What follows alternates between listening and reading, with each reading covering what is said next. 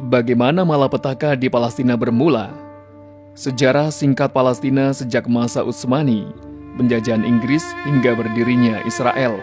15 Mei setiap tahun diperingati oleh rakyat Palestina sebagai Hari Nakba atau malapetaka. Tahun 2018 menandakan malapetaka tersebut telah terjadi selama 70 tahun lamanya. Bagaimana malapetaka itu bermula? Di masa lalu umat Muslim, Kristen dan sebagian kecil Yahudi Palestina hidup berdampingan dengan penuh kedamaian. Tindakan persekusi terhadap Yahudi oleh umat Kristen di seluruh penjuru Eropa membuat mereka merasa tidak aman lagi untuk tinggal di Eropa. Mereka mengungsi ke banyak tempat, termasuk ke wilayah Daulah Utsmaniyah.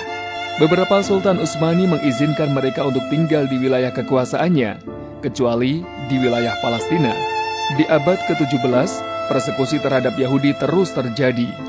Gerakan Zionis Yahudi kemudian berkumpul di Basel, Swiss. Dalam pertemuan tersebut, mereka memutuskan untuk mendirikan sebuah negara independen untuk bangsa Yahudi. Mereka melihat negara Palestina yang saat itu menjadi kekuasaan Daulah Utsmaniyah sebagai tempat yang tepat bagi mereka. Gerakan Zionis mulai merancang imigrasi besar-besaran ke negeri Palestina dan menyiapkan dana yang besar untuk membeli tanah di sana. Pada tahun 1897, Theodor Herzl, pimpinan gerakan Zionis, mendatangi Sultan Abdul Hamid II untuk membeli Palestina. Namun Herzl pulang dengan tangan hampa. Khalifah dengan penuh izah menolak mentah-mentah tawaran emas yang berlimpah-limpah. Kelompok sekuler dan Yahudi di Turki kemudian membuat konspirasi. Sultan Abdul Hamid II berhasil diturunkan dari kekuasaannya di tahun 1909. Di tahun 1914, Perang Dunia Pertama pecah antara blok sekutu dengan blok sentral. Daulah Utsmaniyah memutuskan bergabung dengan blok sentral. Inggris dan Prancis dari blok sekutu diam-diam membuat perjanjian Sykes-Picot pada tahun 1916 untuk membagi-bagi wilayah Utsmani. Pihak Inggris berkomitmen mendukung gerakan Zionis yang ingin menjadikan tanah Palestina sebagai negara untuk bangsa Yahudi. Pada tahun 1917, dukungan tersebut dituliskan dalam bentuk janji politik yang dikenal dengan nama Deklarasi Balfour. Perang Dunia Pertama berakhir. Blok sentral yang di dalamnya bergabung Daulah Utsmaniyah kalah dalam peperangan. Wilayah kekuasaan Daulah Utsmaniyah dicaplok dan dibagi-bagi layaknya kue di atas meja. Wilayah Palestina dikuasai Inggris. Ketika memasuki Al-Quds atau Yerusalem, pimpinan pasukan Inggris, Jenderal Allenby, dengan pongah mengatakan bahwa perang salib telah usai. Daulah Utsmaniyah yang menjadi pelindung umat Islam berabad-abad lamanya resmi dihapuskan pada tanggal 3 Maret 1924. Inggris membuka lebar-lebar keran imigrasi Yahudi menuju Palestina. Rakyat Palestina mencoba untuk melawan. Revolusi rakyat Palestina untuk melawan penjajahan Inggris dan Zionis pun pecah pada tahun 1936.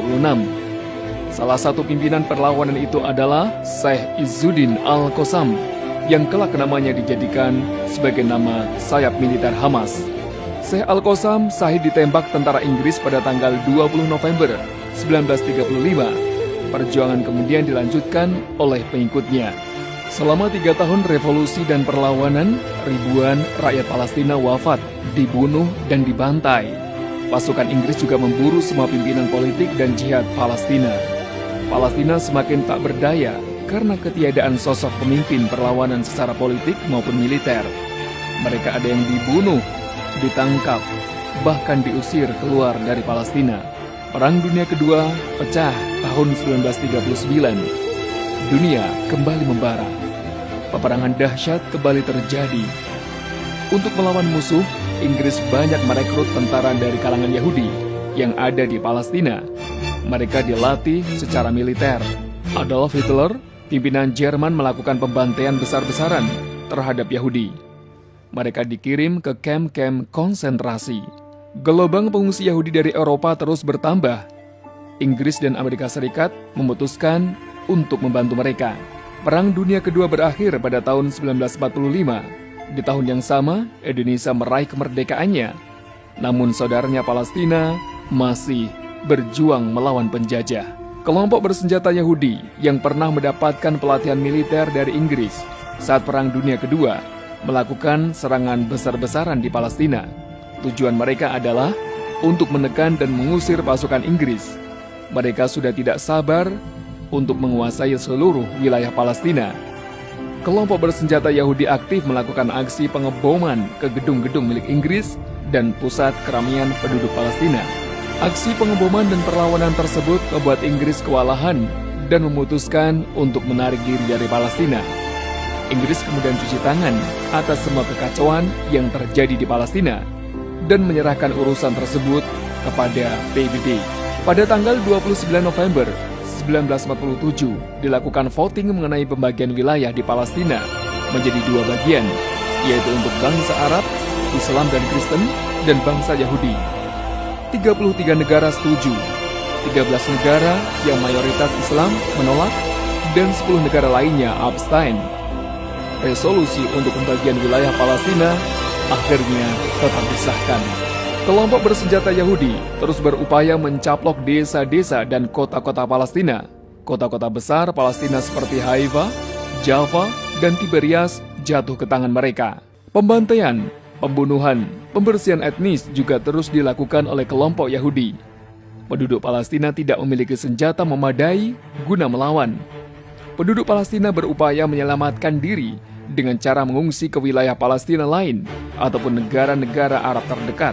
Secara resmi, Inggris mengakhiri mandatnya di Palestina pada tanggal 14 Mei 1948. Sejak Inggris mulai menjajah Palestina tahun 1917 hingga kemudian meninggalkannya di tahun 1948, jumlah Yahudi telah bertambah sebanyak 10 kali lipat.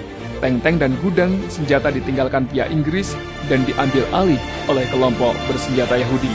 Gerakan Zionis mendeklarasikan kemerdekaan Israel pada tanggal 14 Mei 1948, satu hari setelah deklarasi kemerdekaan Israel, yakni pada tanggal 15 Mei, diperingati oleh penduduk Palestina sebagai Hari Nakba. Dalam bahasa Indonesia, bermakna malapetaka. Negara-negara Arab di sekeliling Palestina mendeklarasikan perang melawan Israel guna menyelamatkan Palestina. Walaupun banyak negara Arab yang membantu dan jumlah pasukan Arab lebih banyak, mereka tak mampu mengalahkan Israel. Israel mendapatkan kekuatan politik dan keuangan yang besar dari negara-negara Barat, terutama Amerika Serikat. Kemenangan Israel mendorong mereka guna memperluas wilayah kekuasaannya melewati batas-batas yang telah ditentukan oleh PBB. Hingga bulan April 1949, lebih dari 500 desa dan 10 kota Palestina diambil alih dan diyahudisasi oleh Israel.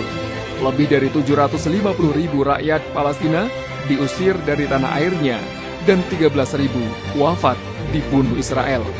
Nakba atau malapetaka tidak serta-merta berakhir pada tahun 1948 hingga 1949. Hingga detik ini, setelah 70 tahun lamanya, malapetaka itu terus terjadi. Israel tak pernah berhenti berupaya mencaplok keseluruhan wilayah Palestina. Israel tak pernah berhenti menghancurkan pemukiman dan perkebunan penduduk Palestina, kemudian mendirikan pemukiman ilegal di atas tanahnya. Penduduk Palestina yang tinggal di tepi barat dipaksa tunduk pada hukum militer yang dibuat oleh penjajah Israel. Di tepi barat mereka harus melalui banyak checkpoint atau pos keamanan yang didirikan di atas tanah mereka sendiri.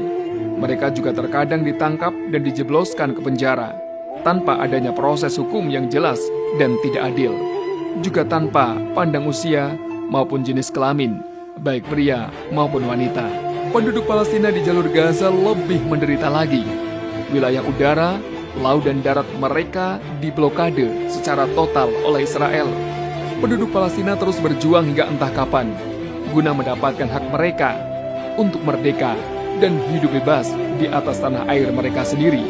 Bagi rakyat Palestina, Nakba atau malapetaka tidak akan pernah berakhir sebelum mereka merdeka sepenuhnya dari penjajah Israel.